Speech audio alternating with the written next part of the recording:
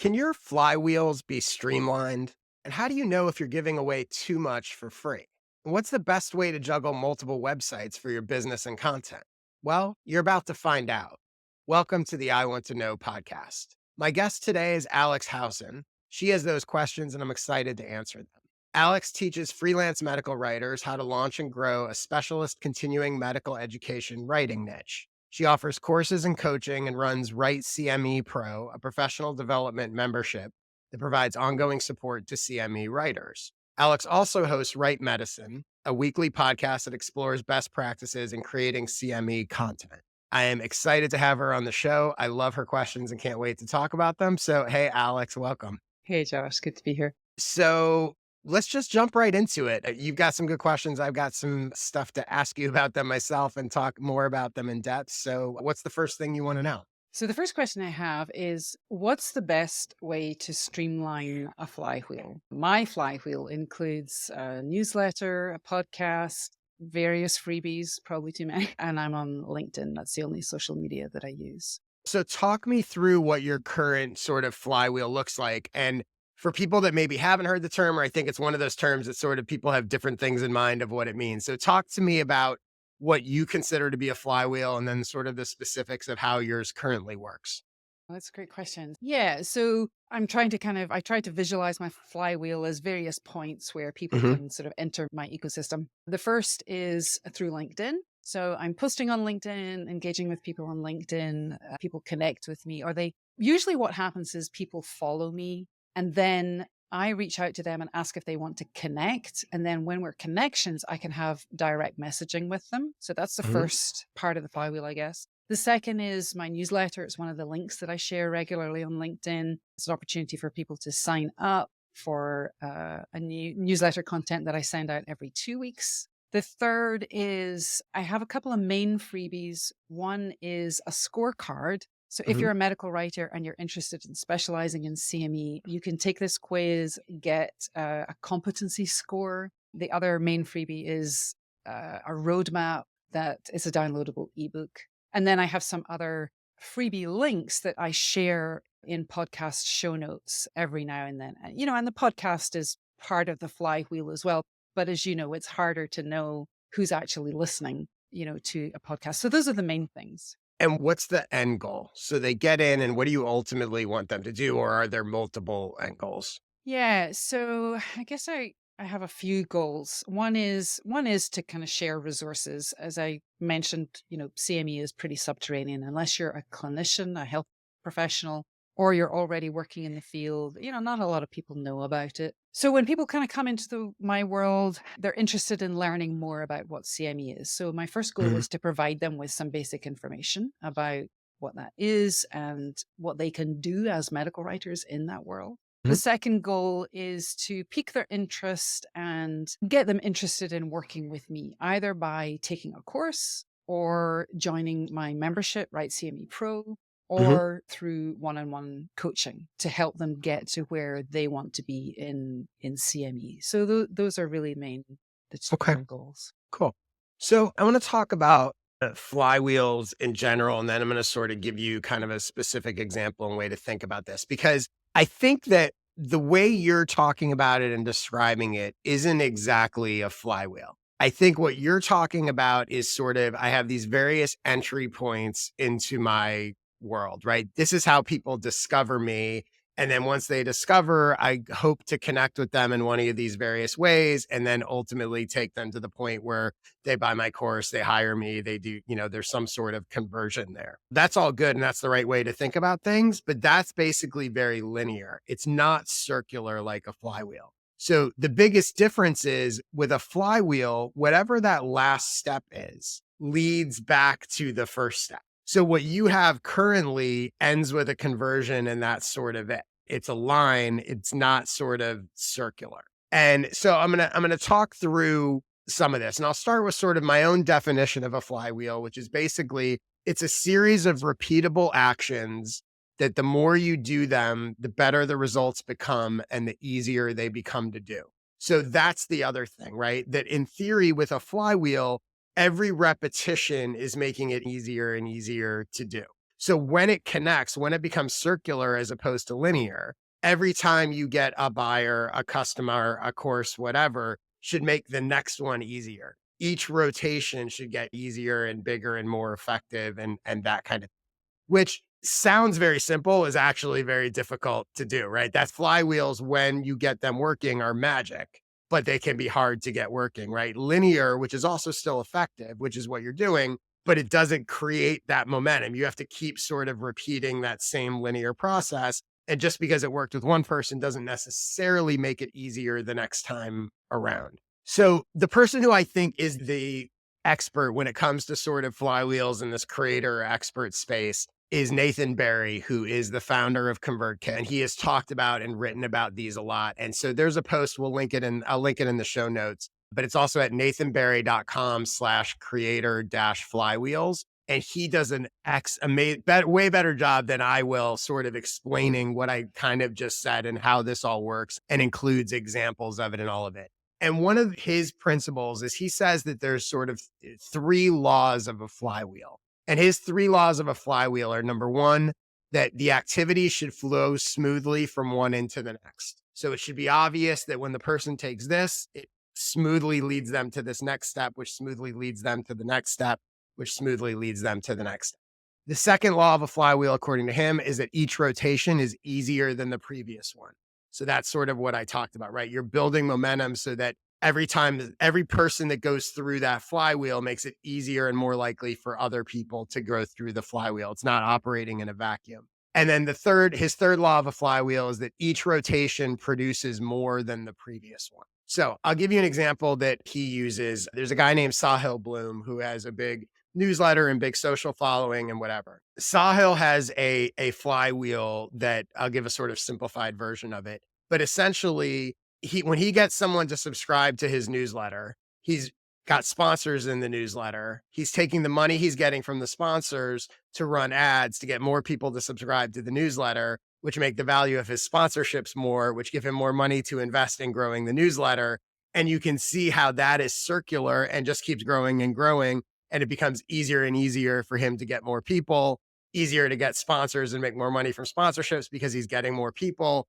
And that sort of reinvestment piece is that's connecting the circle. Instead of I get more people, I sell more sponsorships, I pocket the money. By reinvesting that money, it's turning it into a flywheel, which continues to get bigger and bigger and bigger. He has more money to invest. He has more subscribers. He can charge more for sponsorships. He has more money to invest. And you can see how that speeds up and has really fueled his growth. The other thing that Nathan mentions that I think is also really important to keep in mind is that in theory, every flywheel should be devoted to accomplishing a single goal. So a flywheel can't have, I want them to do this or that. I want them to subscribe to my newsletter or buy my course or hire me as a coach or whatever. You can and probably should have multiple flywheels for each of those things. So for the Sahil Bloom example, he ultimately is going to be writing and publishing a book, and his goal was to build a massive audience that can then buy his book.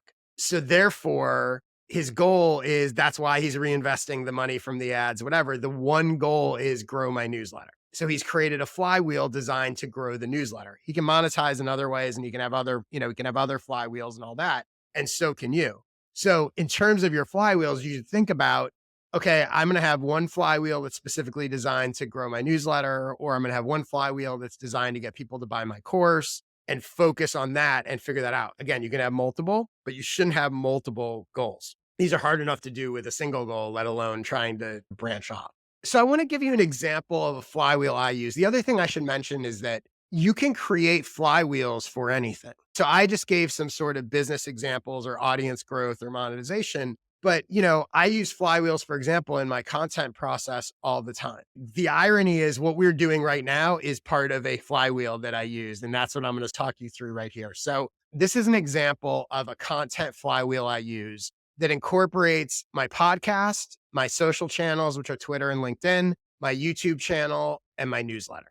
And here's how it works. So step one is someone from my audience submits a question for me to answer on my podcast. In this scenario, that is you. Step two is I write up my answer before we record this episode, and I publish it as a social post on LinkedIn and or Twitter. That leads to step 3, which is I see feedback. I use what I said in the social post as well as the feedback I get on it to improve the way I answer when we record this podcast. I have already posted this is so meta right now, but I have already posted the flywheel that I'm talking to you about right now. I have already posted on social media. I have tested I it. follow you and I didn't even know that. I just posted it yesterday, I think. But so I tested the idea, but I also forced myself to convert it to communicate it in that way, which helps me sort of clarify the idea, right?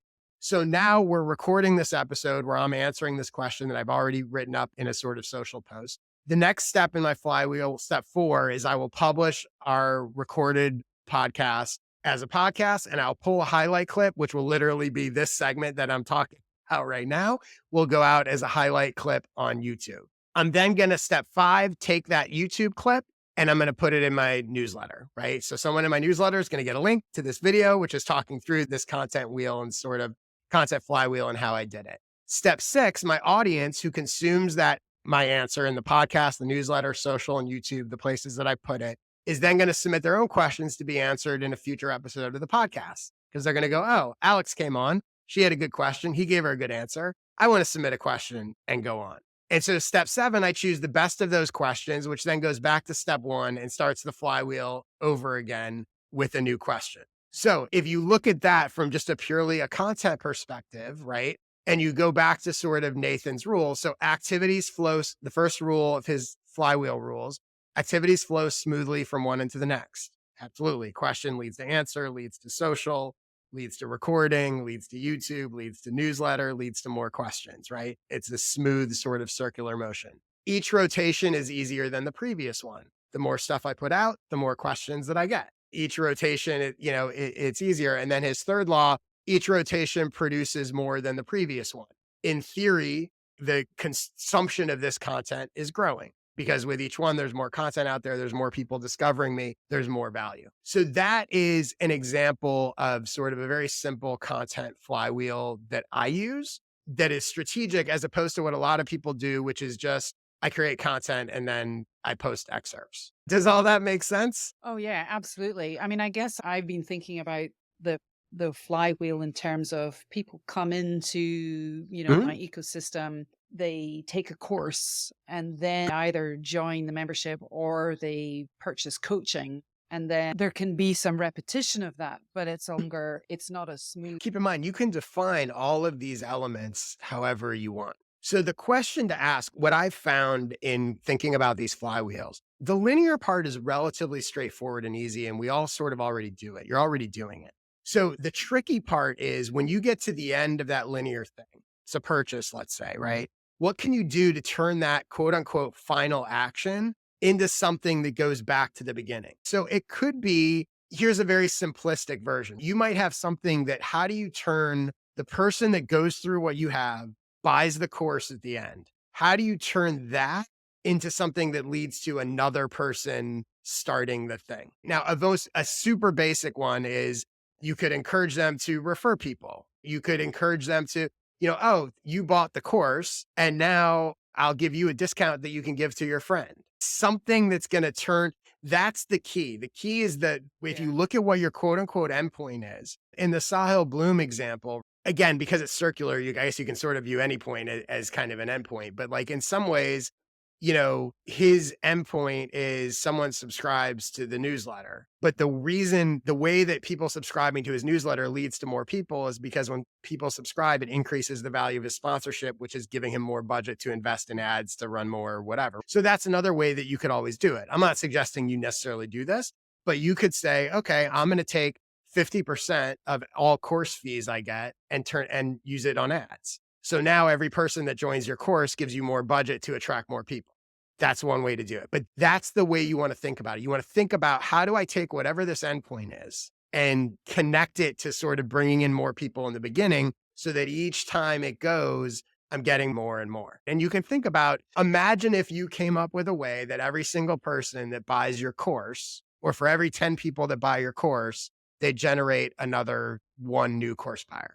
Well, that means for every 100 people that buy, you're generating another 10, right? So it's that piece that's really the trick to try to figure out. And I think we don't tend to think that way. So when you just the act of sort of thinking about how do I turn this end result into something that restarts it? How do I connect it to the beginning point? You can just that thought process will help you come up with some things and you can probably figure something out with some Oh, testing. yeah, that's really helpful. I've been thinking about the flywheel as connecting one person, not in connecting all the dots to kind of draw people in. So Yeah, that's and read again, we'll link to it, but that Nathan blog post, like, is he has examples and he's got a lot of really smart thoughts about sort of how all this stuff works. Cool.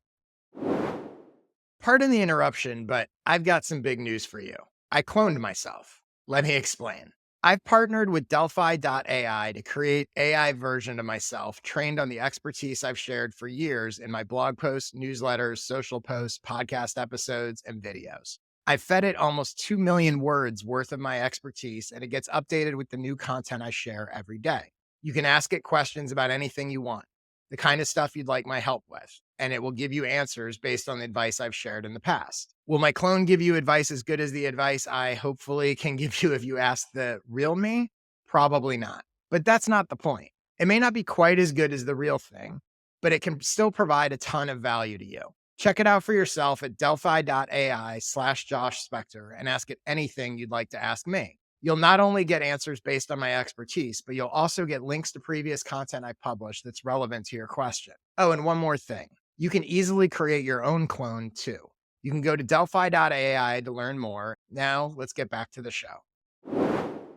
So let's get to your second question. What is the next thing you want to know? my second question is about freebies. In the first question, I shared some descriptions of different freebies that I have. So my question is, how do you know when you have too many freebies or you're giving too much information, too many resources away for free? Yeah, I love this question, and I think I want to preface it by saying, as I'm sure you know, and probably people that are familiar with me know, I'm a big believer in giving stuff away for free. I'm a big believer in sharing the secrets and providing value for people. I think that's how you build everything. I'm not the person that's like, you need to hide everything and put it all behind a paywall and whatever. Like, I come at this from a perspective of not scarcity, right? Abundance. Like, I lean Right. towards like, yeah, by all means, share that stuff and share what you know and all of that. So let me ask you a Same. question. You talked a little bit about some of the stuff that you give for free. Why are you giving that stuff away for free currently? And what's your thinking? How are you currently choosing what to give away for free and why are you giving it away for free? So I'll answer the last question first. Why I'm giving it away for free. I guess there's a couple of different answers to that question. One is, as I said at the beginning of our conversation, this is a subterranean field. Not a lot of people know about it. When they do learn about it, they get excited, especially. And I should backtrack there and say that a lot of the people who end up in CME they've been health professionals or Mhm, clinicians, they've been academics, they've been researchers. So they're lifelong learners, they're information synthesizers, they're problem solvers.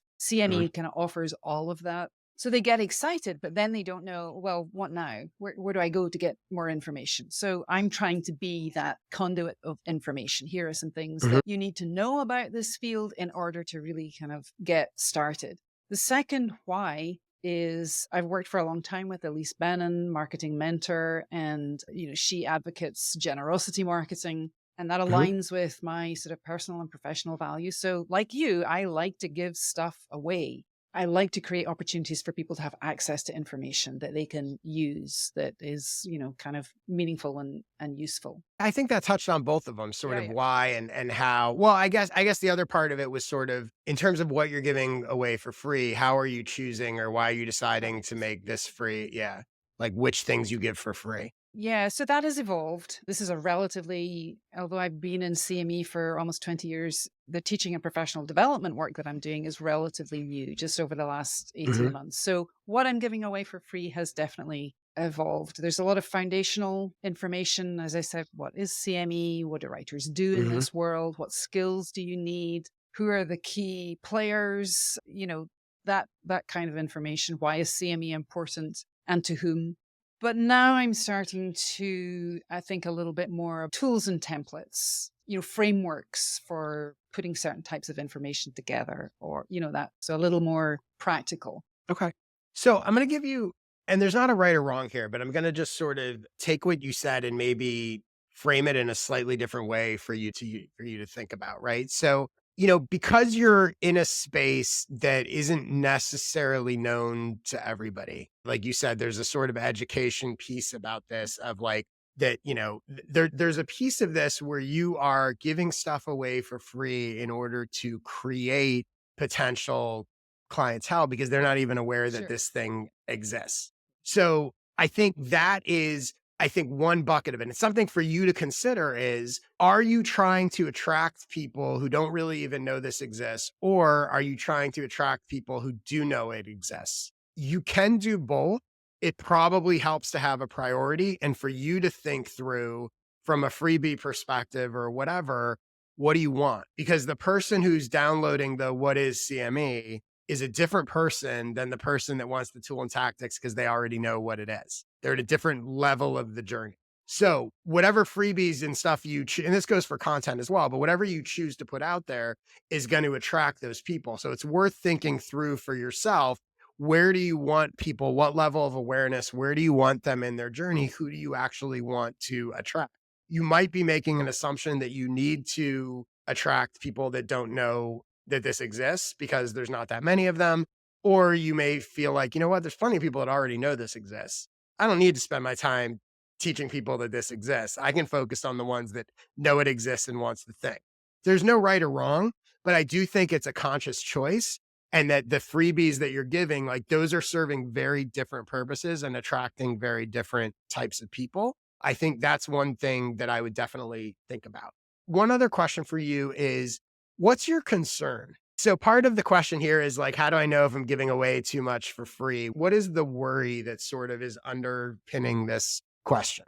I think it probably links to what you've just said, actually, is it's probably less about volume and more about not being necessarily strategic about what it is that I'm sharing. Alignment. It's alignment. It feels a little bit scattered at the moment. And I know there are definitely two audiences. I can see that in the kind of data for who's downloading the Hmm. scorecard, for instance, or completing the Hmm. quiz versus, who's downloading the e. Do you know which of those audiences you want ideally? Well, I If you had to don't. choose, If I had to choose, do I have to choose? I mean, you don't have to choose. Why do you want yeah, both? because I do actually think they're both after the same thing. So even people who know about Hmm. CME but are not necessarily in that world, they still Hmm. need the same, kind of baseline or foundational information. They'll still need to build the same types of skills and competencies as the people who kind of know nothing about it. And Are your products for both of them, or do you have some products for one and some products for the other? yeah, that's a good question. So I would say the membership is more for people who have had a taste of CME. So Hmm. most of the people who come into my membership have already done at least one of my courses. So they have Hmm. some foundational awareness and they're building on that. So yeah, I would say I have products for both. Okay. So obviously, you can appeal to multiple things. Both is a dangerous word. I'm not saying not to do it, but I'm saying it's a dangerous world because what happens is it can convolute everything, your messaging, your products, your whatever. Yeah. And, so I would, at a minimum, in your own mind, you should have a priority, even if you're going to go after both. You should have a priority of this is my ideal, this is my secondary and what that relationship looks like. And so that way your messaging is a little more clear. So let's say that your primary was the more advanced, whatever. You're speaking to that. And then the other is, yeah, you're still doing some stuff for the other people, but it's all aimed at getting them on that trajectory. I think if you do both and they're equal, it becomes problematic because what happens is you wind up competing with yourself where when you're talking about the beginner stuff, it makes the intermediate or advanced people go like, she's not for me beyond this. And when you're talking about the advanced stuff, it makes the beginner people go, she's not, I don't know what she's talking about. So if you're going to, they shouldn't be equal. If you're going to do both, stack them one way or the other, and then have that be sort of the messaging, right? And most likely the more advanced one would be the sort of core audience because there's other people that's ultimately where they want to get. And you can still talk to them and you can still have some freebies and some products and whatever for them. But in terms of your messaging, it helps you become clear, right? Because even your messaging is about how to have all this CME success for people that know what it is. And then the secondary message is, you have no idea what I'm talking about. Here's a crash course and get up to speed. So that's something to think about that extends beyond beyond the freebies. So, a few other general thoughts sort of about giving stuff away for free. So, the first one is understanding that nothing is actually free. So, even if you're giving away resources for free, people still have to invest their time, their intention. They may have to give their email address for it, depending what it is. So, no matter what you're giving away for free, which you should, and it's generous and whatever, understanding that there is still an investment being made by people, even if they're just investing their trust in you or whatever. So keeping that in mind. The next thing is you want to get clear on what you're actually selling as a paid product. And it may be a combination of these things, right? But is your paid product information? Is it execution where you're actually help doing things for them? Is it convenience? Is it accountability? Is it opportunities? When you're clear on this is the thing that I'm selling to people, anything that's not that thing is very easy to give away for free. So, for example, if your thing is, which is not, I don't think is yours, but if your thing is execution, or let's say if your thing is the membership, there's a bunch of things that people are getting from that membership. Anything that's not those things, you could be giving away for free because that's not what you're charging for, right? So, getting clear in your own mind on this is what I'm actually charging for, and not just that it's a membership, but what does that mean? Is that giving them accountability? Is that giving them information? Is that giving them networking, an opportunity, connect with peers, like those sorts of things? And then think about the stuff that you're going to give away for free is the stuff that's not in that paid product, but is sort of complementary. Ideally, what you give away will align with what you're selling. So in a perfect world, your freebie should lead people to want what you have to sell even more. So I'll give you an example, right? If someone, let's say I had a newsletter growth course, it's more likely that someone, let's say it was a newsletter growth course for beginners. The person that wants growth, if someone has started their newsletter, they've published their first issue, they're more likely to buy a newsletter growth course than the person that hasn't even published their first issue. So my freebie might be here's how to publish your first issue because that's getting them a step closer to buying the thing. It's increasing the likelihood, the need, their readiness for buying it. So ideally, this is true for lead magnets too. When people talk about lead magnets, whatever it is should help them, give them sort of a quick win, an actionable something,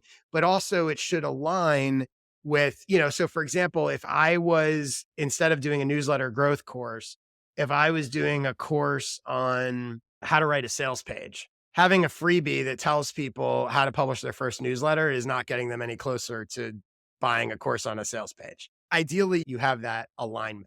And then the last thing here, so I think in addition to giving, it was funny because when I thought about your question, there's am I giving away too much for free? But I also think it's really important to consider, are you giving away the wrong things for free? So I came up with a list here of 6 signs that you're giving the wrong thing away for free.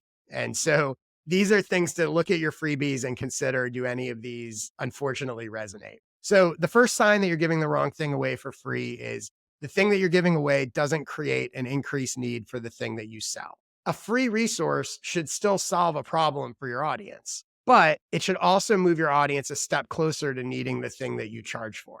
It shouldn't be a replacement for your paid product. Another sign that you're giving the wrong thing away for free is the thing you give away doesn't make your customer's life easier, it makes it harder. That seems crazy, but I think it happens more often than you realize, right? Most free resources are really bloated, and it's very tempting to overwhelm people with quote unquote free value. No one needs a 100-page ebook when a 10-page ebook will do. But the person creating it feels like, look at how generous I am, 100 pages, and you get it for free. There becomes a point where you're not actually making their life easier, you're making it harder. You're overwhelming them, you're giving them too much stuff. So that's something to make sure that you're not doing. The third sign you're giving the wrong thing away for free is that you're spending more time on the things you give away for free than the things you charge for. This is a really easy trap to fall into because I think lots of us spend more time chasing new customers instead of super serving the ones that you have. We all are giving stuff away for free with the idea that it's going to draw new people to us. But the truth is, it's just as easy to get new people by super serving the people that you serve who will then spread the word. It can even be more powerful. So you want to make sure that you don't sort of slip into this thing where I'm spending all my time marketing and not my time, delivering to my actual audience or customers. The fourth thing is that the thing you're giving away is designed to solve multiple problems instead of just one. So it's fine to offer multiple free resources that each solve different problems, But in general, you don't want to try to solve a bunch of problems with one resource. It just winds up confusing your messaging and makes it harder to assess the solutions that your audience most wants. So if you're going to create a free resource that solves problem A, B, and C, I'd rather you create three separate resources and see which one people want the most. And the messaging will be much clearer for all of those as opposed to sort of an all in one thing. The fifth sign you're giving the wrong thing away for free is that the thing you're giving away doesn't align with the thing you sell. So if the paid service you sell, for example, is to design websites for small business owners, giving away a free guide to create your own website doesn't align with that, because the person that wants to learn how to create their own website is not the person that wants to hire you or someone else to do it for them. Fundamentally misaligned. And that's really important. You want to make sure that whatever you're giving for free is attracting the people that ultimately are going to potentially be customers, not just, hey, here's free information so you could do it for yourself. The person looking to do it themselves is not the person looking to hire you to do it. And then the sixth thing, the last sign here that you're giving the wrong thing away for free is that the thing you're giving away is something no one has asked for. Again, this seems obvious, but people don't do it. If no one wants it, they're not going to want it just because it's free. So I actually think one of the best ways to create free resources, and this is the same as with free content, is what does at least one person asked you for? What do they want to know? And if multiple people are asking for it, great sign. Create things that are answers to the questions that people have of you, not just sort of in a vacuum, like, oh, I made this thing and we'll see if people want it. So those six things, if you look at your freebies and any of those six things describe them, you may want to reconsider what you're doing with your freebies. Any questions about any of that? Yeah, no, that's really clear. Great. Okay, let's get to your third question. What's the last thing you want to know? Well, I have two websites. So I have a website for my service offerings, and I have a separate website for my podcast. And I try to, create crosstalk between them. And I'm just wondering if there are effective ways to do this. It's so funny. This is one of those questions that it's like triggering for me because I have the same problem. So like I have joshspector.com as my website. And then I have fortheinterested.com as my newsletter website. And I'm always like, why do I have two websites? I don't even have a standalone podcast website. I can't even like face up to that. And then every time I think about like, should I merge them? Like, and all of like, so yeah. So this is something I can totally relate to because I struggle with it as well, but it'll be easier for me to help you with it probably than I'm able to help myself. So let me start with, you use the term crosstalk. So what do you mean by crosstalk? So try to create links on both websites that link back to each other. So on my service offering website, I'm talking about the podcast. On the podcast Mhm. website, I'm talking about, courses and the membership mostly. Okay. Why did you decide to have two different websites as opposed to having them on one? Asks the guy who has two different websites. Yeah, no, it's a tech question, really, or a tech issue for me. So my main website is on Squarespace, which I love. Actually, it's really easy for me to use, and I've done WordPress, and yeah, it's too much to do. But it doesn't really have good functionality for podcasts. I mean, the past was on my Squarespace website for a while, but I didn't really like it for a number of different reasons. So I shifted the podcast to Podpage, which is a kind of all-in-one, website platform for podcasts, and it's supposed to be SEO optimized and all of those things. And it has some limitations, but it's been really helpful in terms of setting out the podcast content. You can have a blog, and it's helped me to streamline the process as well because it has a guest intake form, blah, blah, blah. That's really why. Okay.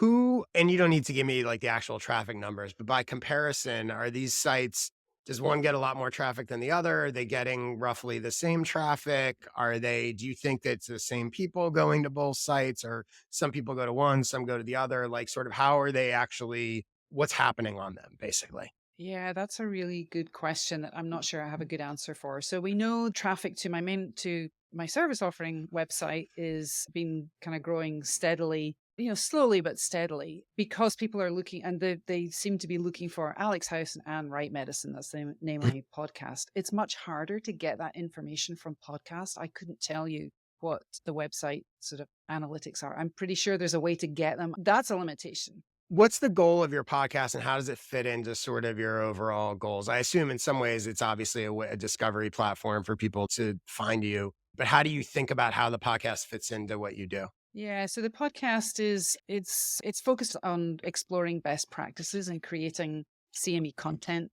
So, episodes are really focused on competency, skills, insights, and perspectives from experts in the field. So it's mostly interview based, but I have 2 episodes a week, and one of the episodes is solo. It's just me talking directly to one very specific audience segment, and that's writers, about kind of skill building stuff. And is the goal of it that people then ultimately buy your course, hire you, join your membership? What's the goal beyond just getting people to listen to it? Yeah, so twofold, as I said at the beginning of our conversation, generating interest and awareness about Mhm. DME as a potential niche or kind of specialist focus for writers, and sharing best practices across the field, because the field of CME, because there aren't really very many opportunities for people in this field to get regular or frequent access to the work that their colleagues and peers are doing. So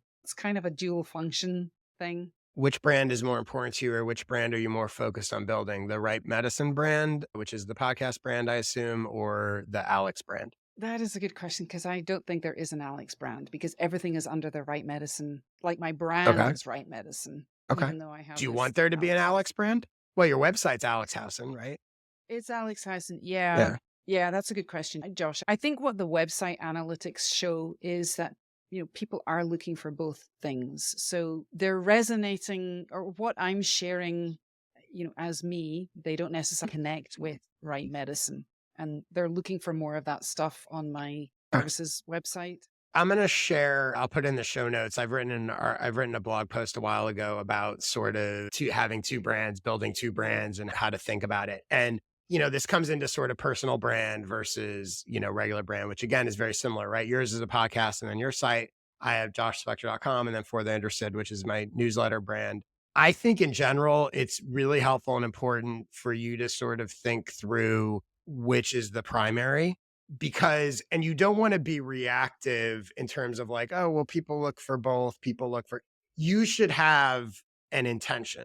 Doesn't mean you can't have both, and it doesn't mean it needs to be one or the other, but in your own mind you should know, like, you know what, my priority is for people to know this brand. Like, so for me, for example, my priority is Josh Spector, not For the Interested. That's why this podcast isn't named For the Interested. That's why my social accounts are all Josh. I used to have Josh Spector social accounts and For the Interested social account. So I've been down this road, and at Yeah. some point it was like, I'm not going to do that. But that doesn't mean that For the Interested doesn't exist, right? People know it. I still have the website. Like, it doesn't mean that stuff has to go away, but I do think it's very helpful. And usually when people have multiple websites, this is why. It's because they have sort of multiple brands and they're not quite sure what their priority is. And it's okay. It's okay to have that, right? Like, again, I still have two websites and whatever, but I do think it's helpful for you to think through, this is the primary one. And again, it can be either, but this is what I'm building. And this is what I want. I want the awareness of this. This is more important to me than sort of the other.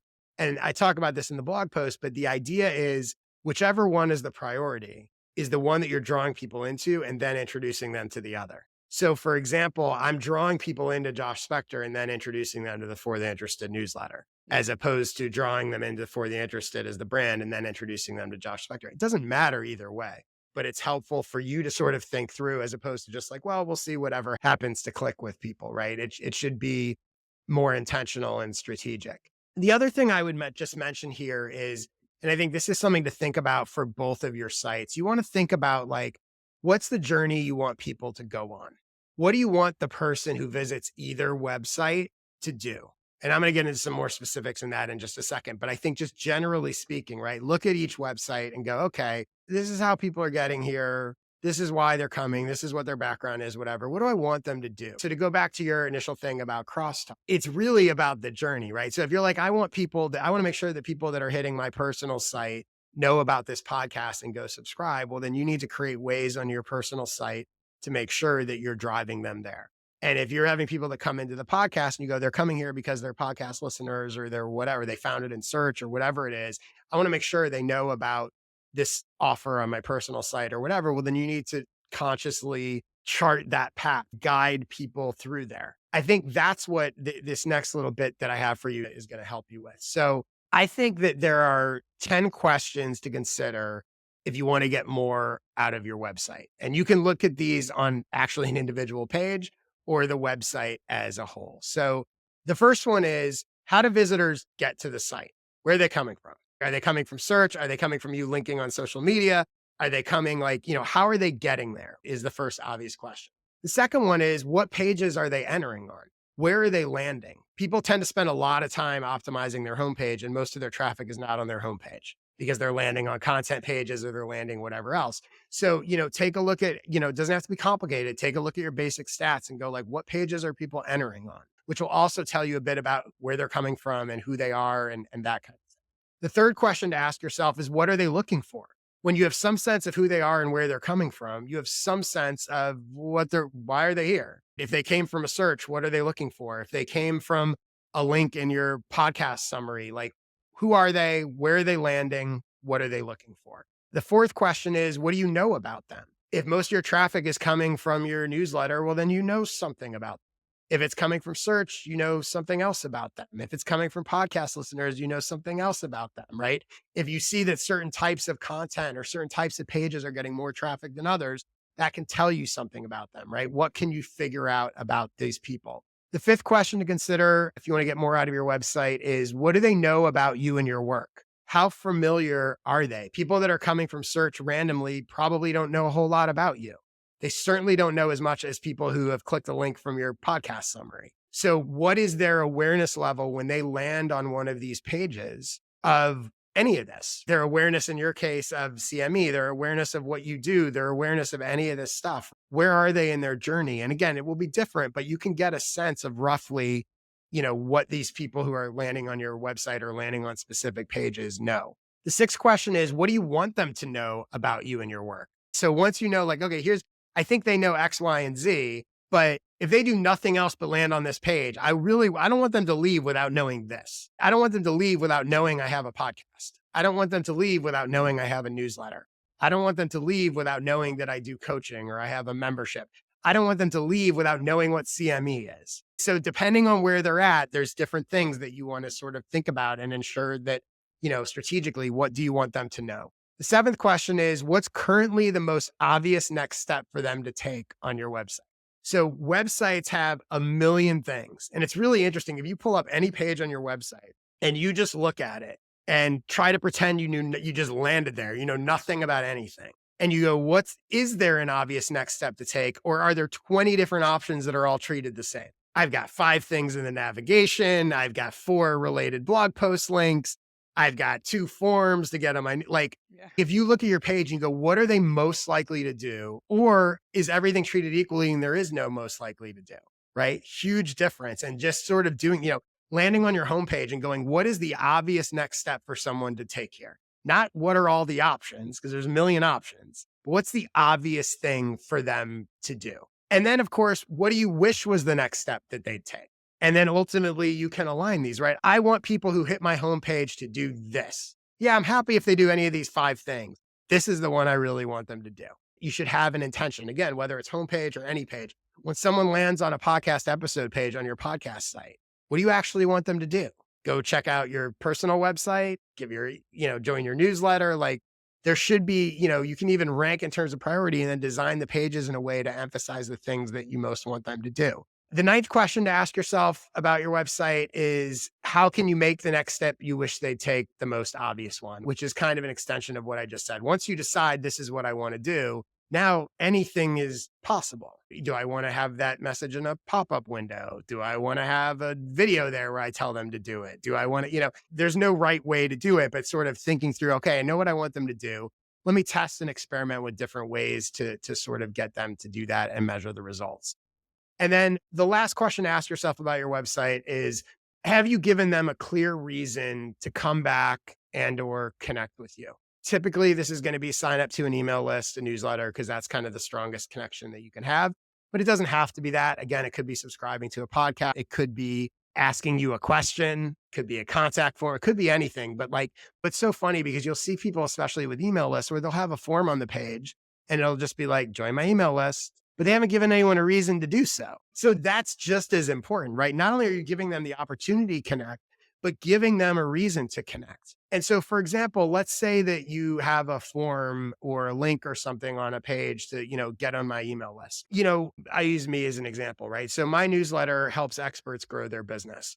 If I'm referencing it on a blog post that's about podcasting, instead of just saying, get my newsletter to find out how experts grow their business, I might say, get my newsletter to find out how experts use podcasts to grow their business. I'm tailoring the message to what I know they're reading on that page.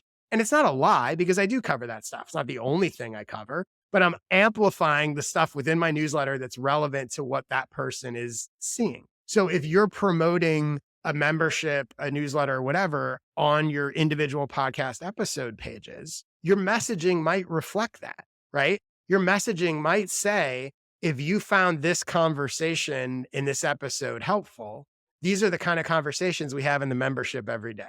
The difference between that and, hey, join my membership, I have a membership, you're going to create that relevance, which is ultimately going to help your conversion. So those 10 questions, you can ask them of any website you have, any page on an individual website, and they really will help you get a lot more clarity and sort of optimize in very simple ways what you're doing on the site. Any questions about any of that? Other than now you got to go ask yourself a bunch of questions about your two websites. Yes, a lot of questions, but they're really helpful questions. They're Cool. very targeted. So I like that. And I think you kind of hit the nail on the head in the sense that I've been burying even on the personal website, medicine is my logo, courses, that creates confusion on the Alex Howson website, potentially.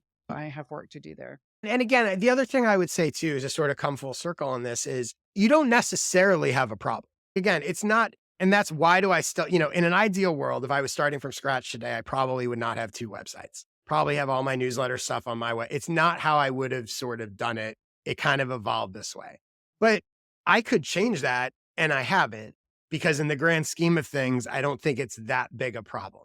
I know where I'm sort of pushing people and whatever. It's not ideal, but it's not the end of the world, right? And I think that's important too. I think sometimes we see stuff and we go, well, because it's not sort of ideal, we feel like we have a problem. But just because it's not ideal doesn't necessarily mean it's actually problematic. And the chances are your time is better spent. Like, for example, I would rather you have two websites that you've spent the time to sort of and I don't mean search engine optimize, but to optimize those sites for the things that we just talked about, then spend a bunch of time converting them to one site that's still not really optimized for what actions you want people to take and whatever. So I don't think it's like, oh my God, you're screwed because you have two websites. It's fine. It's not the end of the world. But I do think it can be really helpful to sort of look at your website like that and figure out, who are these people? What do I want them to do? And how can I increase the chances that they do that? I think the framework's really helpful for, clarity and intentionality. Yeah. Yeah. Cool. And getting really sort of dialed into those is going to be helpful. Great. Well, Alex, thank you so much for the questions. Let people know where they can find you and get more of your stuff. They can find me principally at www.alexhowson.com and also www.writemedicine.com. Write as in Cool. WRITE. There you go. For me, again, you can check out my two websites, joshspector.com and fortheinterested.com. My newsletter is at fortheinterested.com/subscribe. If you found this helpful, you will love my skill sessions, which you can check out at fortheinterested.com/sessions. Alex is a member, I believe, which is awesome. And yeah, that's about it. Thanks everyone for watching, listening. I will see you next time.